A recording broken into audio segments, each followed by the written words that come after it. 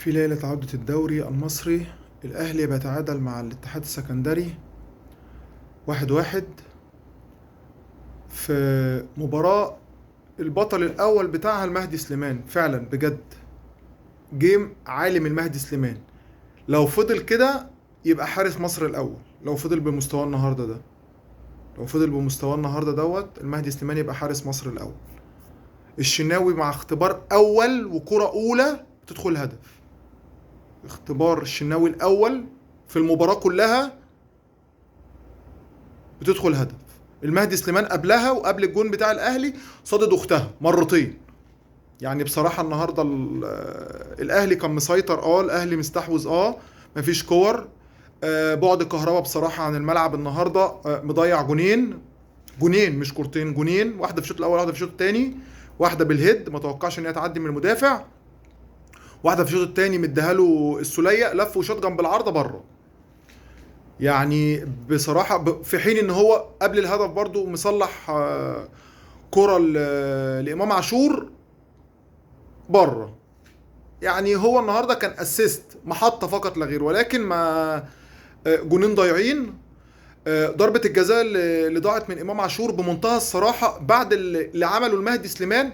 مفروض إمام ما كانش شاط، وما ينفعش إمام يشوط وعندك رامي ربيعة في الملعب، وعندك السولية في الملعب، وعندك الشحات في الملعب. يعني الثلاثه دول موجودين ويحيى عطية الله، يعني ويحيى عطية الله ده الرابع. الاربعه دول موجودين، والاربعه دول شايطين في السوبر، وامام اللي يشوط. يعني انا مش فاهمها دي، يعني انا مش فاهم بصراحه. يعني امام يشوط على السوليه وعلى رامي ربيعه وعلى يحيى عطية الله وعلى الشحات بالترتيب، بنفس الترتيب حتى بتاع ركلات الجزاء اللي اتحطت. بأمانة بجد يعني الكرة دي وضربة الجزاء اللي ضاعت نقطة فارقة في المباراة. الأهلي طول المباراة مستحوذ وعامل ضغط عالي كويس وكل حاجة. برضو اللي بيحصل ساعة كل مباراة والعودة من أي توقف، لعيبة الأهلي بتبقى مختلفة تماما، والجماهير حاطة عيدها على قلبها، سواء الأهلي راجع من بطولة واخدها أو مشارك فيها، أو راجع من توقف دولي. دي لازم النتيجة بتاعت كل بطولة وبتاعت كل عودة، يا 1-0 يا تعادل يا لا قدر الله هزيمة. مش فاكر ان الاهلي كان راجع من توقف دولي او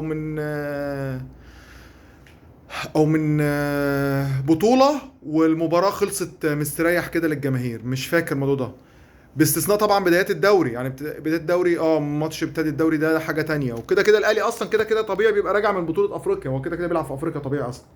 لكن بجد النهارده سوء توفيق لعيبه الاهلي، وعدم تركيز عدم تركيز في المناطق الهجوميه، سواء من الشحات، سواء من كهربا، سواء من امام عاشور.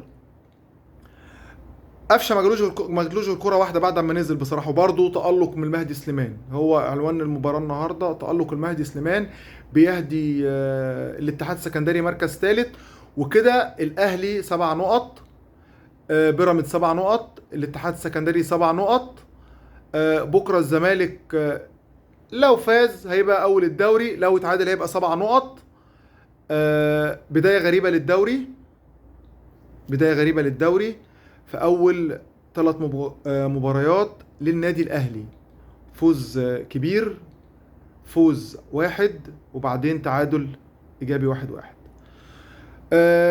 ربنا يسهل في اللي جاي، ولسه الدوري طويل. ولكن في الدوري بتاع الموسم النقط اللي هتضيع هيبقى صعب الفرقة تعوضها، عشان موضوع النظام الجديد. وربنا يسهل ان شاء الله خير، والجاي افضل للنادي الاهلي ان شاء الله. تصبحوا على خير.